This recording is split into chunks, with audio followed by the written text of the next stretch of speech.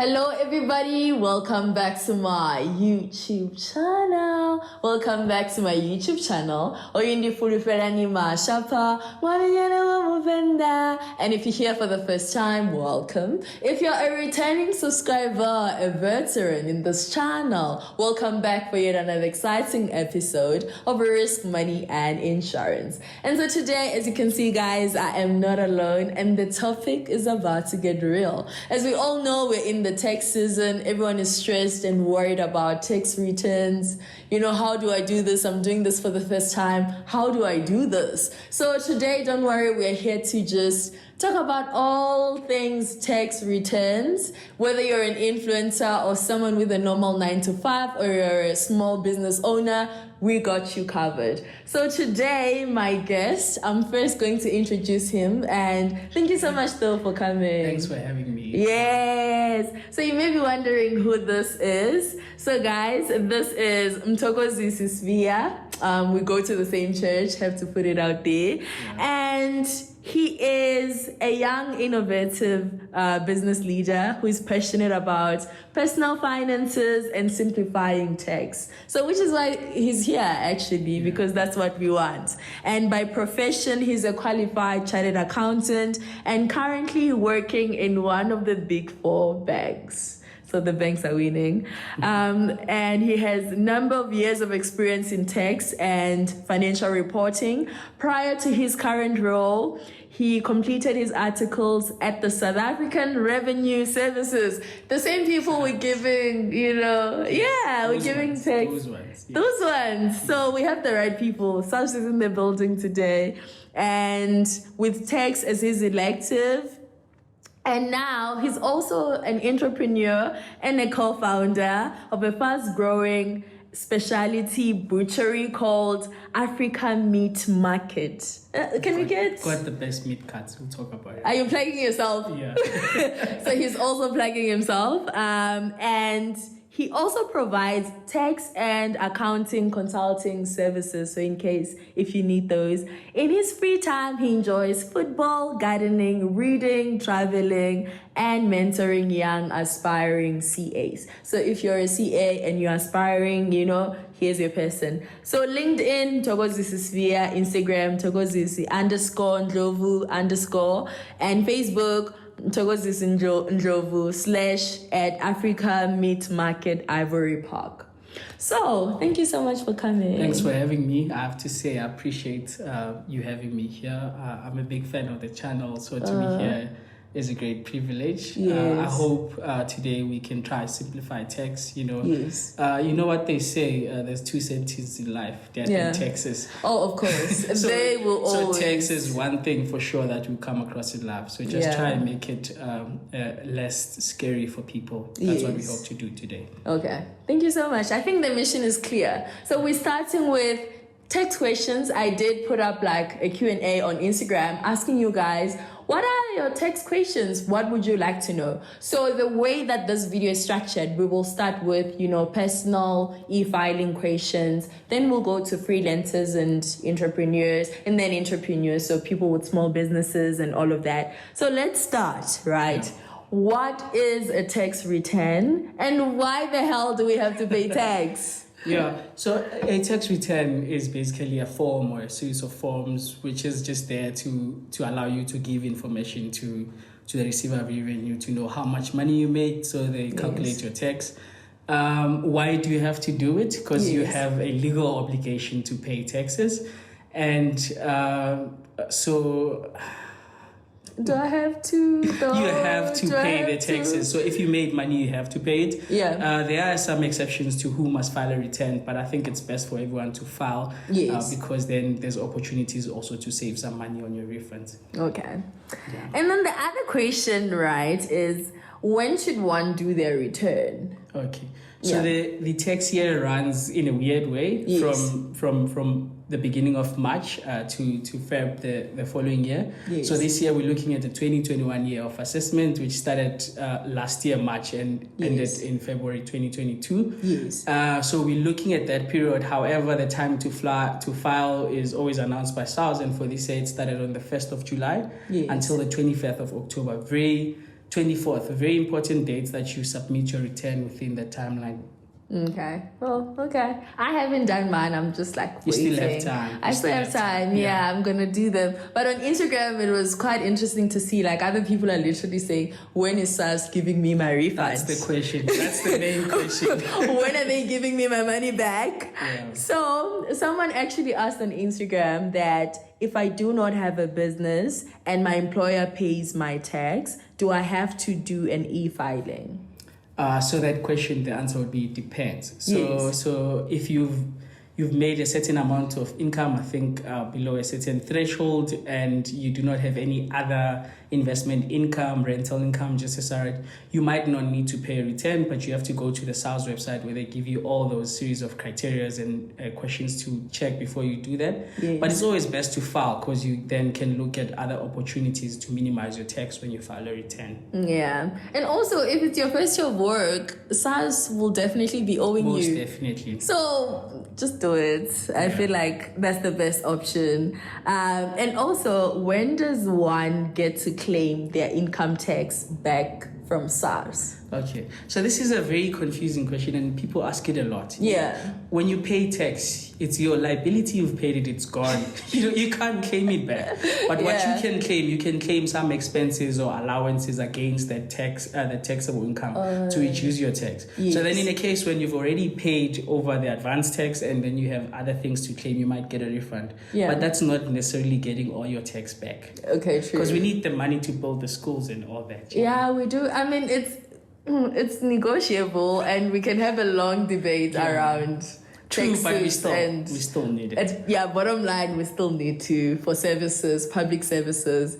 Let's not get into corruption and where our money is going. For now, it's not part of this conversation.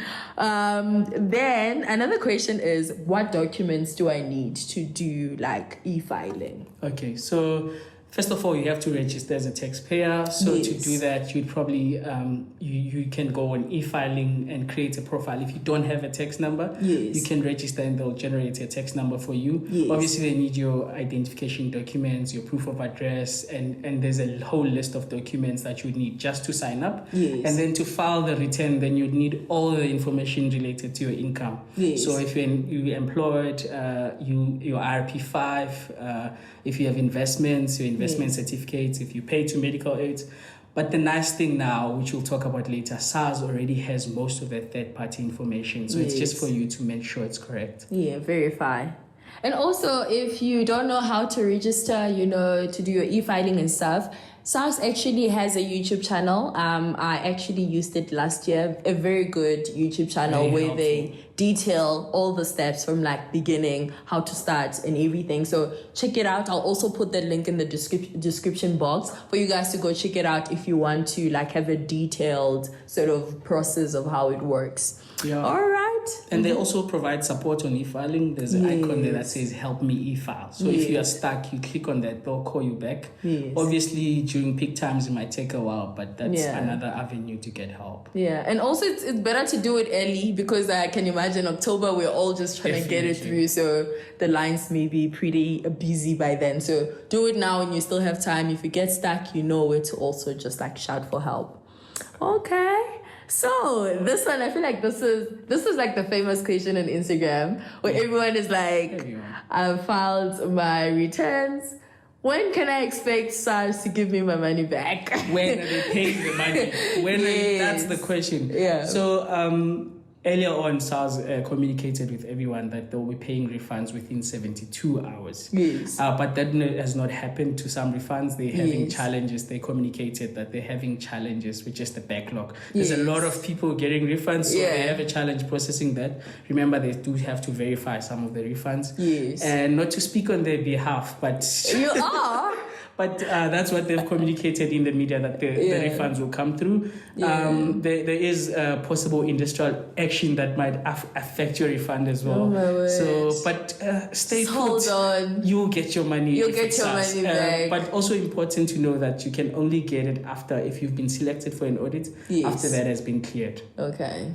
So another question, right? So under the new sort of automated tax e-filing process that SARS has been implementing, which I think is like amazing because they collect all the information and you just go there and verify. So for someone without like a tax background, it's easy to just like verify what's there. And the admin of capturing in yes, those blocks, everything it's gone. So what would you say now we have to be careful about? Because it's easy for someone, like if I'm doing it last minute, I can just say approve without really checking all the detail. So it's important to know that the obligation and the responsibility still lies with you to make sure that information is correct and that everything is included, because there could be missing income or items.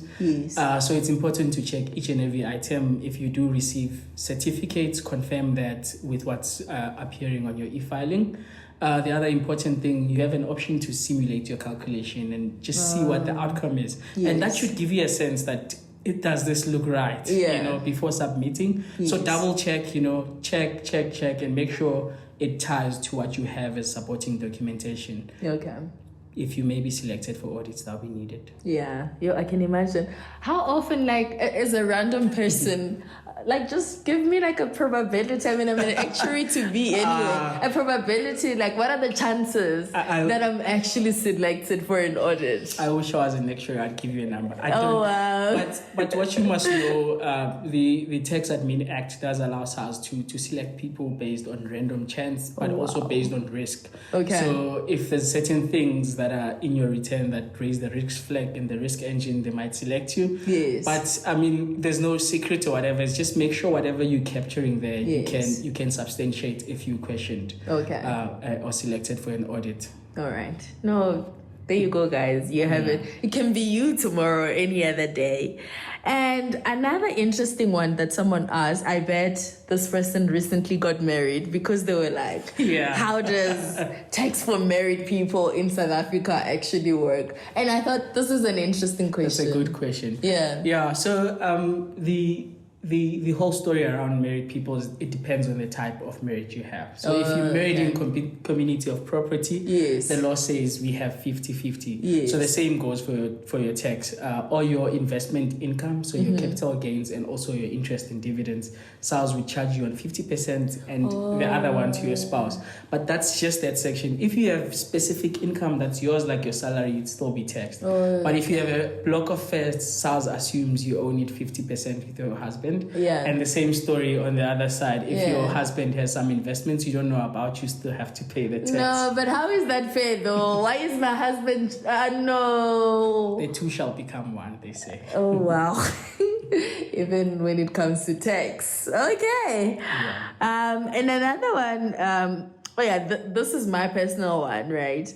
I heard this on the radio and I was shocked. So I'm like, I didn't really trust the person who was like presenting this information. Okay. So what about money that I get from gambling? Like, let's say I win the lottery. Do I have to pay tax on that? So I have good news that if you win money from gambling, there's no tax to it. Even the Powerball, like the... If you win the jackpot, it's all million. yours tax-free. And the principle there is... start playing. And the principle there is that unless you're a professional gambler, you won't be taxed on it. And if you think about it, a lot of people who gamble actually make losses. So those losses are not tax deductible unless you're a professional gambler. And if you're lucky enough to win the jackpot, it's all yours. All yours. No, they said the same thing on the radio, but I was like, no, surely. Right. Okay. So guys, Powerball, one day is one day. For reals. Another one, just wrapping up like the section on personal tax and all of that. So what are the consequences of actually not doing your tax returns or like... Not filing. For tax. So you must remember you have a legal obligation and it's a criminal offense not to do it. Wow. But over to that, SARS will charge you administrative penalties and understatement penalties for the times you did it. So it's bad news for you because you'll be charged additional money on top of the tax that you owe. And it's much easier to just pay while you still have the time and save on that interest or penalties you might have to pay. No, you heard it, guys. Yeah, and it's for your benefit. You miss out on whatever refund or allowances you had to claim if you don't file. Sure, okay. No, that's good news. At least refunds, we can get those. And second last, how can one be tax efficient as an individual? Someone put it in a way to say, how can I avoid paying tax, but in a legal way? Legally. That's very important that you must do it in a legal way. Yeah. So there's a difference between what we call tax avoidance and tax evasion. Oh, yeah. Evasion is illegal. Don't do it. That's not declaring income and hiding money under your mattress or whatnot. The president. No reference. Okay, But then if you wanna, there are provisions in the Income Tax Act that allow you to save or reduce your tax liability, and you have a right to make use of that. I'll give a few examples because there's a long list, but the main ones for the normal people will be make sure if you're investing, you invest in a tax-free saving account, which means whatever earnings you make from those accounts in the future, whether you sell them or it's dividends or interest, it's not taxable. Yes. There is a limit on how much you can put in there. I think 36,000 a year and 500,000 in your lifetime. Yes. The other thing is to if you want to make additional invest in contributions for your retirement, say for your future, all those contributions are deductible for tax purposes. Yes. And if you receive a travel allowance, it's taxed as your income, and whatever business income, whatever business travel that you would have taken for that year can be deducted. But it's important then to keep a logbook and keep all the documentations you might need to claim that.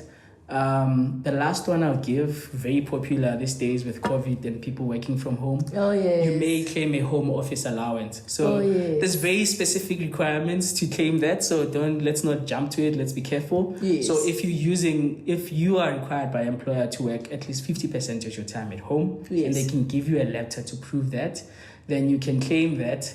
You need to have a exclusive space that's your office, not next to your kitchen or in your bed, or dining area. And once you meet all those requirements, then you can claim all your expenses, your expenses that relate to your house. If the overheads, you can apportion it according to your house floor plan, and any specific expenses you incur, like buying office equipment, you can also claim those. That's for full-time employees, and we'll talk later about our freelancers, I think, in that regard. So the last one is, how do I maximize on tax laws, right? As a South African citizen or like as a foreigner in South Africa? Okay, so I think we've covered it in the previous questions, that you must look out for possible deductions, look out for tax-free investing options. The South African law is resident-based, so it means that if you're a South African resident, you get tax on all your income, including your income that you would have made outside the country. So if you're a non-resident, it means you get only taxed on your South African source income. So if you've invested stuff outside the country elsewhere, that's not taxable here in SA. But your country probably come looking for that. Of course, they'll come. I mean, every government is out here coming for our taxes. And then now we're moving on to the next section in the video. So it's tax for freelancers or influencers. So the first question is, as an influencer, how do I declare additional income I make from side hustles and like influencing gigs? All of the nice stuff. All of the soft life, So this is a very new phenomenon, and there isn't much clear legislation on it. But if you think about it, if you are an influencer, you are a contractor, a casual worker. So there is legislation that says whoever that's paying you must withhold a certain percentage of that income as tax, which is 25% flat. So that means that if in that case, when you file a return, you're most likely to get a refund, considering all your information was not taken into account. How do you declare? You need to file a return. If you're making substantial amounts, I would advise that you register as a provisional taxpayer, so that you don't have cash flow issues at the end of the year. Now you have to pay all that tax. So if it was not withheld from you, just make sure that you register as a provisional taxpayer, and you pay a bit over time, rather than having to owe SARS when you've charged all the money. Imagine you made $1 million and now you need to pay 25% of $1 million to SARS. by October. That's We've tough. had That's tough. the soft life things. So it's always better if it's withheld from you and you're done with it. You're done with it, or yes. if it's not and it's large amounts, do look out at the requirements to register as a provisional taxpayer and pay some of that in advance. So to my influencers, that's a plug right there. The second one is, as an influencer, how do I declare income from international clients? Okay, so very much similar to the last one. The difference is that your international client will not be registered as a employer, so they won't withhold their 25%. And that's where the risk comes through. Yes. So you must make sure that you declare it when you file your returns, but you consider putting it as a provisional payment just to manage the cash flow. Yes. I think the important thing to understand is that paying the tax is not the end of the story. So the payment is done, but you still need to file a return. And when you file a return, that's where you can take advantage of the laws and maybe get some benefits, which you chat about, I think, in some of the questions. Yeah. Okay. So the last one is, how can I, as an influencer, be tax efficient? In terms of money you just make, man, from campaigns and all of that, how can I be tax efficient? Considering that there's a flat rate now of like 25%. Yes. That has to go to important, that flat rate is a withholding. It's an advanced tax. So that's not your actual tax. The actual tax, when you file a return, will be determined. So how do you minimize that liability? The best way is to, so you can, as an influencer, as a contractor, you can claim expenses that you have incurred in production of that income. So keep good records. I mean, the first advice to anyone who has any hustle, if you want to claim, keep records. So expenses that you would have incurred, for example, if you're a YouTuber, your data cost is deductible. You're paying an agent, the agency cost is deductible. So make sure you keep record and you claim all of those expenses. That will reduce your taxable income and you'll be better off. I feel like I should be keeping records. Where are your invoices? I don't have invoices. I'll need to really work on that. Yeah. So thank you so much for that. I think it's going to be useful to me as well. Because ultimately, if you think about it, if you're now like a small business or a sole proprietor in a way, so then you only pay tax on your profit, which is technically not right, but it's after expenses, not before. Yeah. Okay. And then now the last section of the video. I don't want it to be too long, but I feel like it's getting there. So the last section is tax for small businesses, right? So ideally, what kind of taxes do small businesses pay? And also, I just like you to take it with the second one to say, when do small businesses, start paying taxes? Yes. Okay, so I think the important thing to understand is that if you're a business, whatever type of business, the corporate income tax rate is a flat 28%. Yes. On your profit. So the best way, there are options and provisions in the Act that help you as a small guy to go away from the admin. So there's what they call a turnover tax, which makes your calculation simple because it's a percentage of your turnover, and you're not required to register for all these other taxes. Yes. The second option is to register as a small business corporation. That means you will pay a lower corporate tax rate than 28%. Okay. So based on your income, then your turnover, which is, I think the threshold is 20 million. So if you're making less than 20 million, then you must register as a small business corporation, and then you get preference in terms of your claims, in terms of your allowances, and you pay tax on a lower tax rate. As to when do you start paying? As soon as you make a profit. Okay. But obviously, if you're a small business corporation, there is a threshold on that sliding table. That would mean from 0 to a certain amount, there's no tax payable. Okay, but I should just register and get register. Admin out of the way. Yeah, and the difference between businesses and individuals, you have a whole year after your financial year end to file your return. Oh, bit more time. Yeah, no, they know. There's just a lot happening. So another one is when and how often. Okay, I think we've answered the when, but like how often should small businesses do their tax returns? So you do the tax return once, but you might need to pay provisional taxes. And think about it is like if you're making money for the whole year and you're only paying after 12 months, you might have cash flow issues. Yes. So SARS has what we call provisional tax, which is an advanced collection of tax. You're required to register if you reach a certain threshold.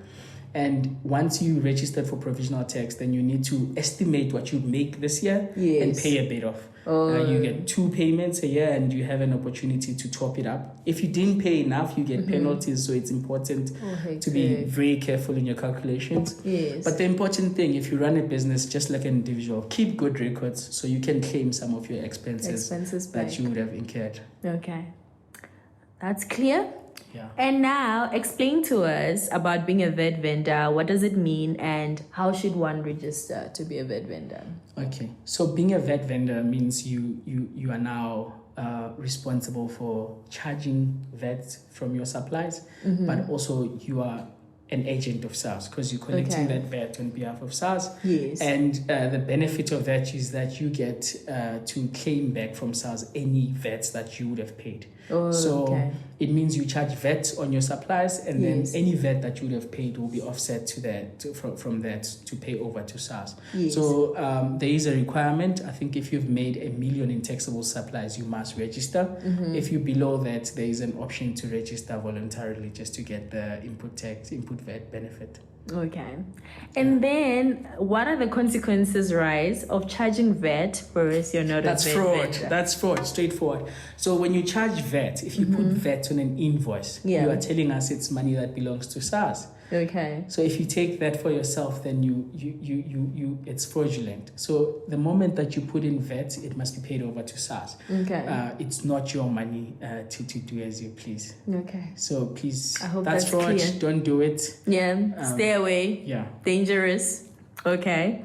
And then for a small business that uses like freelancers rather than permanent employees, how should they handle their tax relating to like salaries that they pay to the freelancers? Yeah. So if you have employees, unfortunately, you have to withhold some employees' tax, what we call as pay as you earn. Yes. If they are contractors, that takes away the complicated calculations, but you still have to withhold the 25%. 25%. So if you have employees who are liable for tax, you must register for employees' tax, and that would require you to file returns and pay over that money to SARS. Yes. Yeah, but if they're contractors, it's much better because there's no complex calc. It's 25%. 25%. So does it matter if it's like, even if I pay them like 1,000 rands? No, so they have to meet the tax threshold. Okay. The current tax tables, I think someone must make 83,100 a year to pay tax. Below that, there's no tax. There's no tax. So if you paying them less than 83,100, then nothing to worry about. Okay, perfect. Then last one is, how can a small business save on tax? And then we close off this conversation. So it goes to I think understanding the tax system for the business is you pay tax on your profits.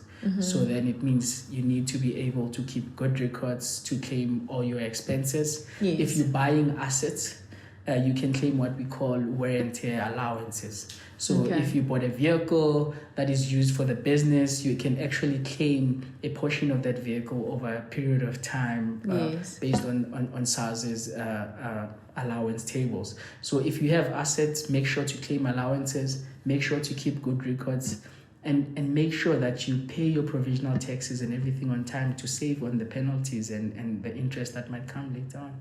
Okay.